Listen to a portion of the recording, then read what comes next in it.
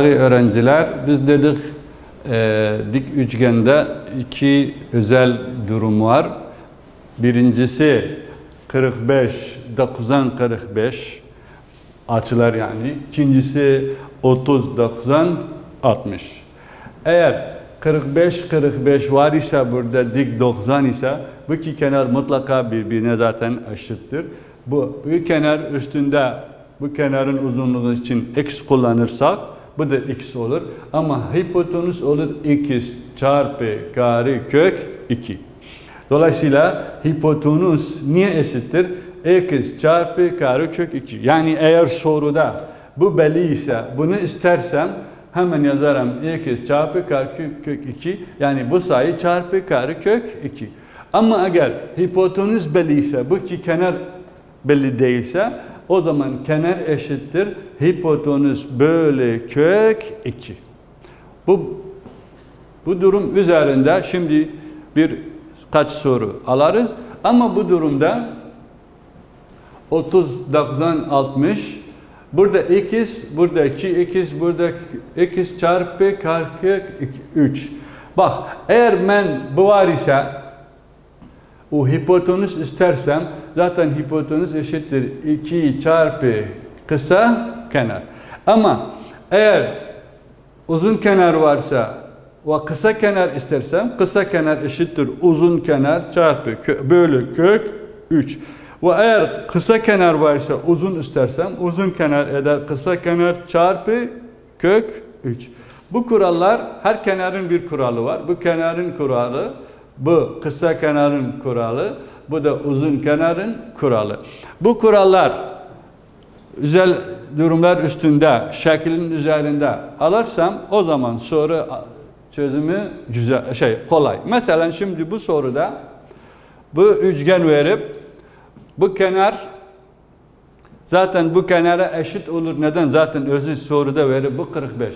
Bela ise bu 45 ise bu da olur 45. Çünkü bu 90'dır.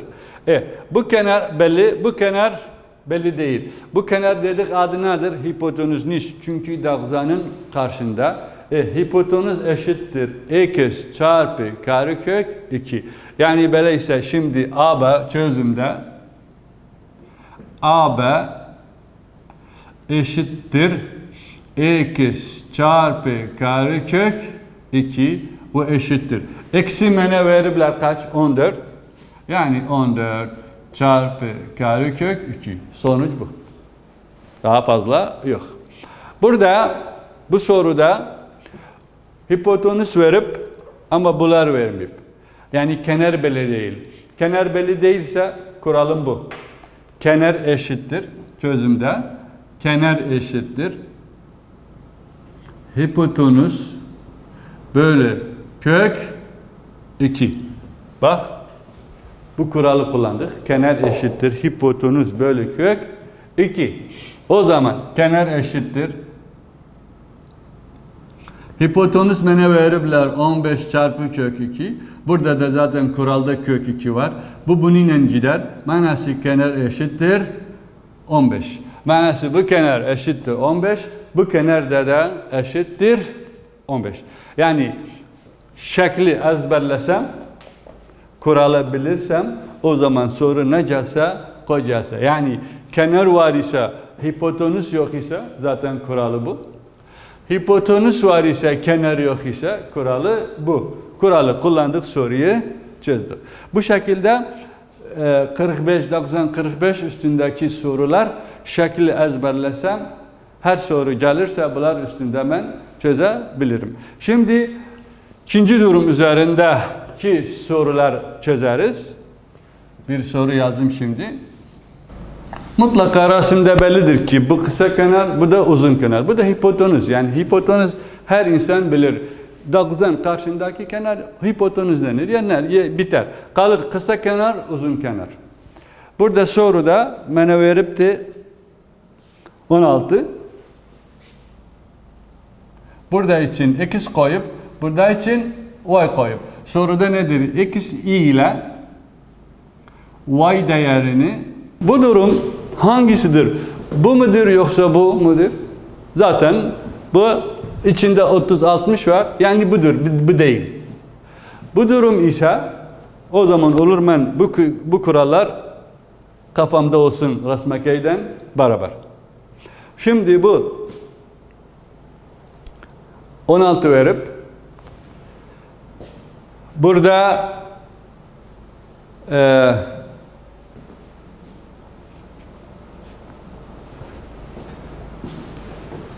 bu 16 zaten burada ne yazıp 2x manası hipotenüs yazıptı 2 çarpı x kısa kenarı yazarız x yani her olsun kısa kenar fark etmez kısa kenar ama bir parantez içinde yani x tamam şimdi önceden x'i bularım zaten hipotenüs eşittir 2 çarpı kısa kenar.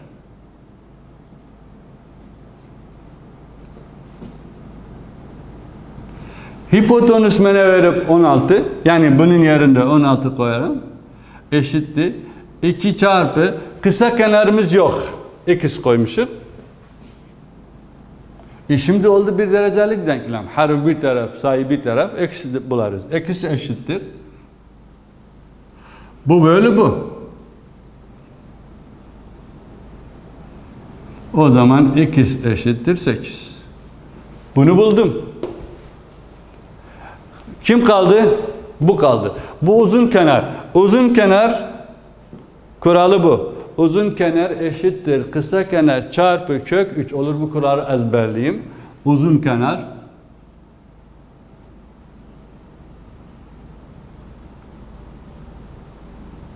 eşittir kısa kenar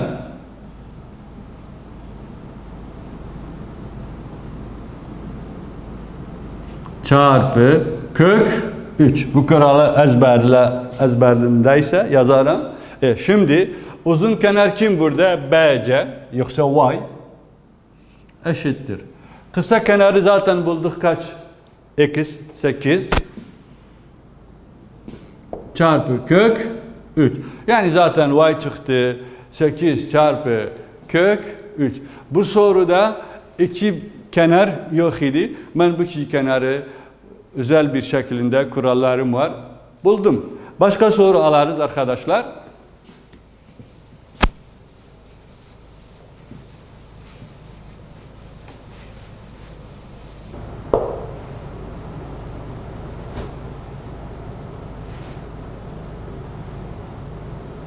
Bu üçgende MNF dik üçgen bu 60 bu 30 yani hangi durumda olur? Bu durumda olur. Tamam. Bu kenar mene verip 6 bunun üstünde soru işareti koyup bunun üstünde de soru işareti koyup. Peki çözümde ne yaparım? Zaten bende var hipotenüs eşittir 2 çarpı kısa kenar. Hipotenüsü bularım. Hipotenüs kimdir? Kısa kenar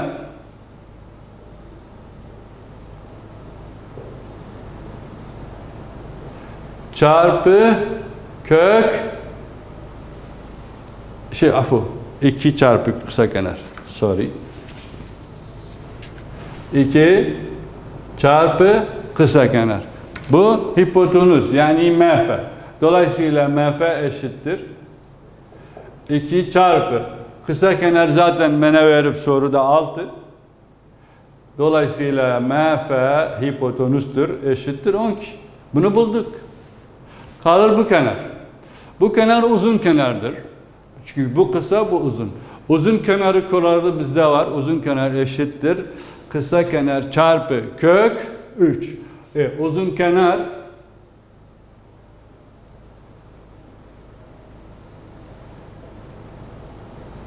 eşittir kısa kenar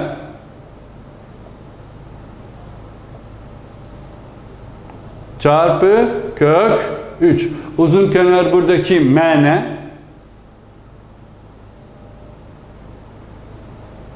eşittir. Kısa kenar zaten özü verip sualda 6 çarpı Kök 3 de kuralda yazarız kendisi gibi. Yani manası m çıktı 6 çarpı kök 3. Başka bir soru alırız şimdi arkadaşlar. Burada yazarım. Daha bu gerek yok çünkü yazdım. Şimdi bu soruda yine dik üçgen 60 30 uzun kenar verip kısa kenar belli değil. Bir de hipotenüs belli değil. Tamam. Ben kısa kenarın şeyimizde var. Hipotenüsümüzde var ve uzun kenarımızda var. Kısa kenar zaten kuralda var. Uzun kenar kuralda var. Uzun kenar eşittir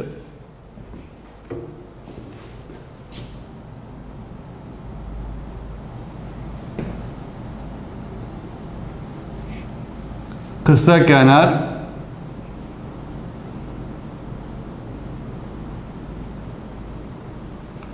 çarpı kök 3. Peki uzun kenar bende var 18 eşittir. Kısa kenar yokumuzdu. BC çarpı kök 3. O zaman BC kaç eder? BC eder 18 bölü kök 3. Bu şekilde kalabilir. Ama istersem bir de daha güzel yapsam yapabilirim. Ama o sizden istenen değil. Mesela şimdi bu şekilde bunu yazabilirim.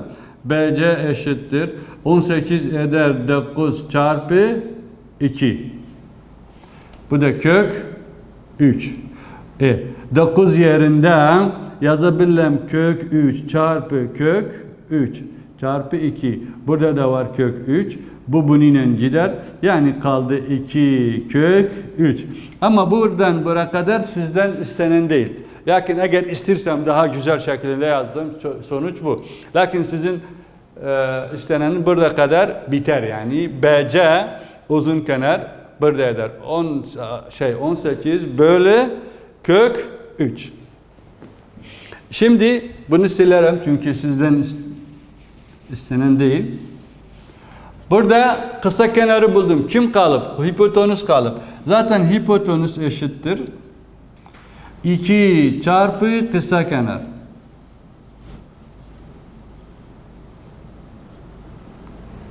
Hipotenüs eşittir 2 çarpı kısa kenar, bu çıktı zaten 18 bölü kök 3.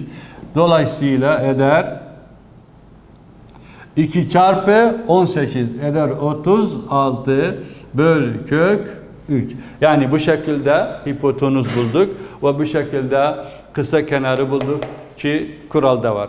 Başka bir soru yazarım yeter.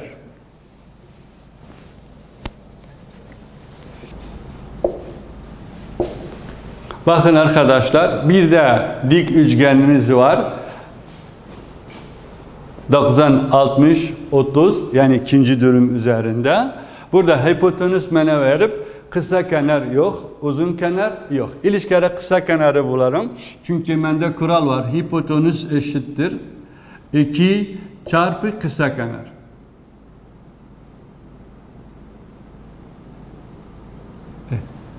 Hipotenüs bende var 20 çarpı 2 çarpı kısa kenar kim? BC. O zaman bir derecelik denklem BC eşittir 20 bölü 2. BC eşittir 20 bölü 2 eder 10. Bak bu kenar çıktı 10. Kalı bu kenar.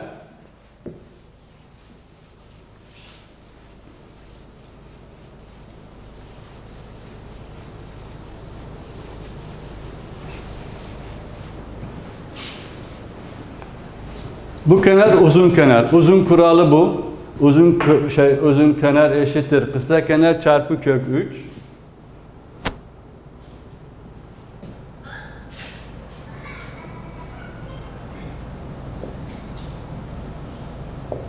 Kısa kenar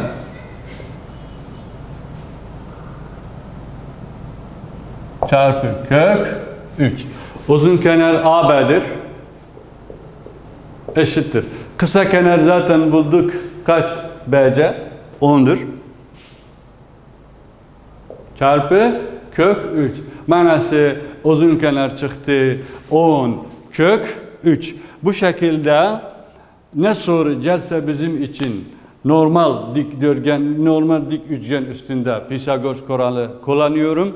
Özel üçgen üstünde eğer 45-45-90 ise kuralları kullanırım.